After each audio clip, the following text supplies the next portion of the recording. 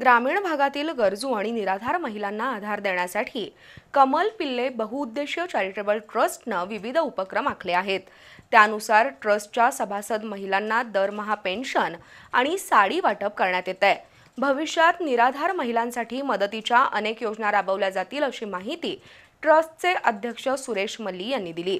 कोल्हापुरात शाहू स्मारक भवनमध्ये ट्रस्टच्या वतीनं महिलांना पेन्शन वाटप करण्यात आलं, त्याप्रसंगी ते बोलत होते।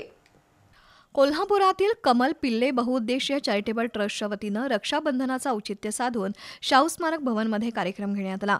ट्रस्टच्या विश्वस्त दीपाली मल्ली यांनी ट्रस्टच्या स्थापनेची पार्श्वभूमी विशद केली।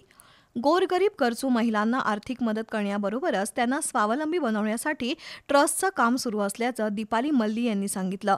ट्रस्टचे अध्यक्ष सुरेश मल्ली यांनी उपस्थितांचं स्वागत करत कार्यक्रमाचा आढावा घेतला। त्यानंतर ट्रस्टच्या सभासद झालेल्या महिलांना पेन्शन वाटप आणि साडी वाटप करण्यात आली। या कार्यक्रमात 210 महिलांना पेन्शन वाटप करण्यात आलं। त्यामध्ये उचगाव, कसबा बावडा, रमणमळा, कागल, कळंबा, वाणानगर, बाचणी अशा विविध ठिकाणच्या महिलांचा समावेश होता। आजपर्यंत 1500 महिलांना पेन्शन वाटप केल्याचं अध्यक्ष सुरेश मल्ली यांनी सांगितलं। हेमंत साळुंखे, चंदाताई बेलेकर, गणेश जाधव यांच्या हस्ते पेन्शन वाटप झालं।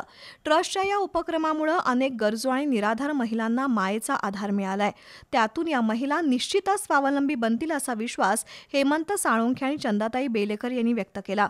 यापुढे सुद्धा अशा पद्धतीनं कार्यक्रम घेणार असल्याचं ट्रस्टच्या वतीनं सांगण्यात आलं। या कार्यक्रमाचं संयोजन दत्तात्रय पाटील, नेताजी देशमुख, सागर पाटील, प्रिया पाटील, विजय शेळके, दौलत पाटील, राहुल मगर, मायकल अंताव यांनी केलं। यावेळी महिला मोठ्या संख्येनं उपस्थित होत्या।